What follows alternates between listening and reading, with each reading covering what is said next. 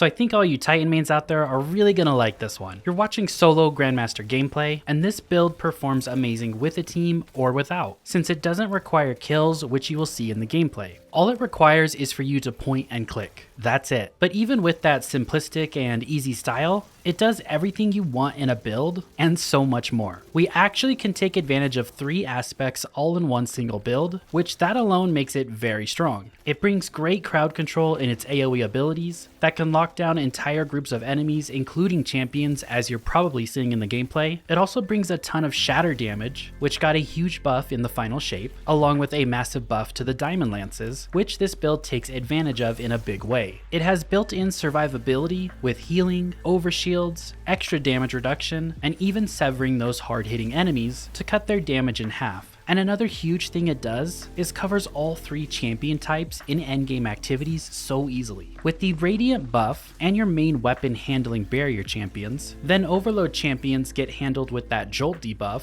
which comes from our Transcendence Grenade Electrified Snare that applies Jolt and Suspend. We also get Jolt from our normal Pulse Grenade when we pair that with Facet of Dominance, one of our fragments, and we get Jolt from our secondary weapon with the Volt Shot perk. So 3 different ways for Overload champions built in. Then Unstoppables are a breeze as well, with our Diamond Lance ability that we can spawn every 7 seconds. These freeze and shatter to stun a Unstop. Our Electrified Snare Grenade creates a Suspend AoE, which can also stun unstoppable champions. Then our secondary handles Unstoppables as well, thanks to Artifact mod. So just a anti-champion machine walking around out here. Now this isn't the flashiest build, and you're not one-shotting enemies, but it makes up for that with its ease of use. It brings that great crowd control in difficult content, which is always needed, and a super that brings some of the best super damage in the game thanks to shattering. So if you can get down what I'm about to explain, you'll have an absolute blast on Prismatic Titan running this. And it all starts with our Rally Barricade. And your cooldown to your barricade is tied to your resilience stat on the Titan, so you want to make sure you're running 100 resilience. So at base, you already have a cooldown on this barricade at around 30 seconds. And we're going to be taking advantage of this barricade a lot. For your melee, we do take the shield throw ability. When it bounces between targets, we'll actually get overshield in return, which is very nice. But the main reason we take this is in our Transcendence form, dealing melee damage while Transcendent greatly increases your grenade energy regeneration and vice versa. So when we pop that barricade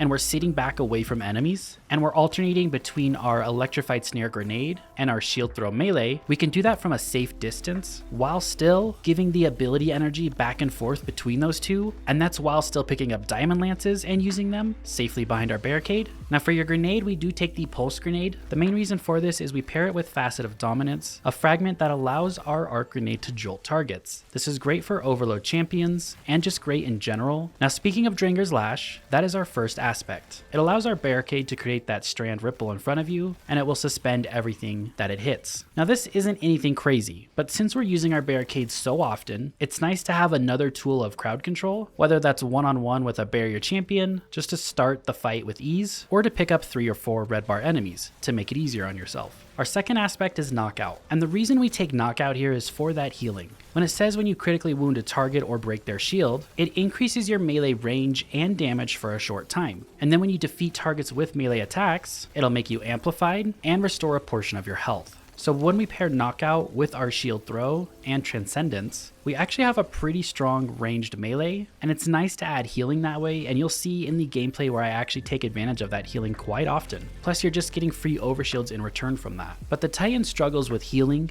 and this is one way to make up for that. Now since we're sitting back behind that barricade, we do want to pair the build with a strong, kinetic, exotic weapon. Outbreak Perfected is one of those perfect weapons, especially for this week's Grandmaster. But of course, depending on the Grandmaster or what anti-champion you need in this slot, you just change up. But we just want a strong kinetic exotic, because we're pairing that with Facet of Grace. So when we defeat targets with that kinetic weapon, we get bonus Transcendence energy. And when you're sitting back behind that barricade, you'll get your Transcendence up in less than 10 seconds if you really want. And then since we've already went over how you go Transcendent and still sit behind your barricade, it just plays into the overall build very nicely. So we went over Facet of Dominance and Facet of Grace. We're gonna add in Facet of Solitude, so landing rapid precision hits amidst the severing blast to targets. We're making enemies that get hit with this to do 40% less damage. That is great when you tag champions or bosses with it. You also want to take Facet of Ruin. This is to increase the size and damage of the burst when you shatter a stasis crystal or a frozen target, which will be freezing everything and shattering everything, and making a lot of crystals. You also want to take Facet of Protection. While surrounded, you get that damage reduction,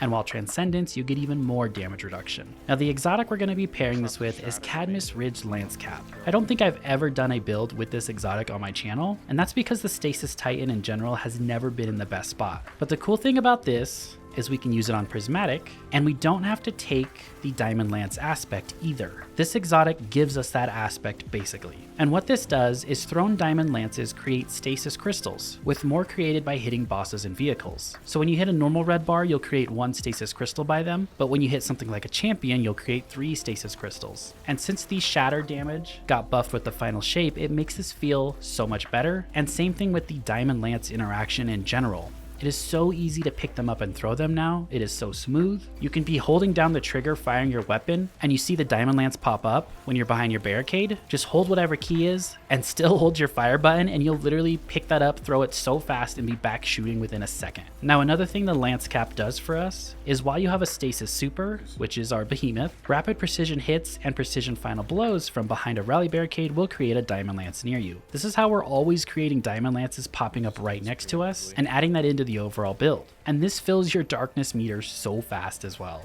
And it's either a precision kill or 3 precision hits will spawn a Diamond Lance. So it's so easy to be able to create these on high health targets like champions and be able to chuck them out and helping your team with overall damage. And another little thing you can do is make sure to just shoot the frozen target, because since the shatter damage got buffed, when you shoot that frozen target, it'll shatter the surrounding crystals for the AoE damage. That way you don't actually have to be shooting your crystals over and over. Now we do take Indebted Kindness in our secondary with Volt Shot. Sidearms are unstoppable champions this season, and then Volt Shot alone can handle Overload champions. And then your heavy can be whatever weapon you like. I was using the Pro Memoria in the gameplay.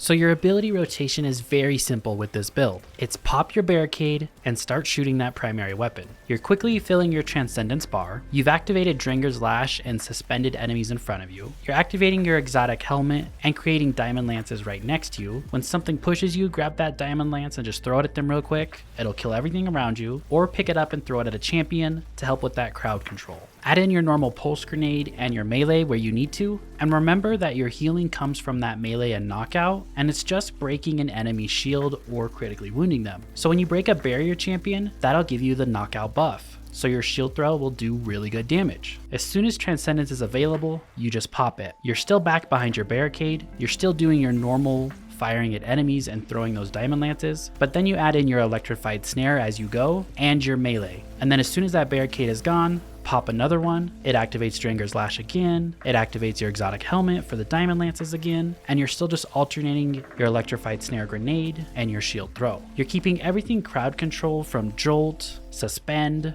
frozen, and shattering damage, and you're dealing great damage at the same time while handling all these different champion types. And that's pretty easy to do just sitting back behind your barricade. And don't be scared to use your super on high health targets. Those crystals shattering on bosses or bigger enemies will absolutely destroy them. It does a ton of damage. And then don't be scared to use that Transcendence form as well. I've been running quite a few LFGs, and for some reason people want to just hold on to those supers instead of popping them, so make sure you're using them whenever you need them. And same with your Transcendence form. Use that Transcendence because you're going to be getting it back very, very quickly when you're using a kinetic exotic and pairing that with Facet of Grace. Now for the mods on the build, on the helmet, you're just going to run a kinetic siphon and an arc siphon to make sure both our weapons can spawn orbs of power, and a heavy ammo finder to keep up that heavy ammo. And since we're using a exotic primary, we'll get even more heavy ammo coming back to us. On the gauntlets, you want to take a firepower and a heavy-handed. That way our grenades can create orbs of power for us. When your Transcendence shield throw will kill red bar enemies in difficult content,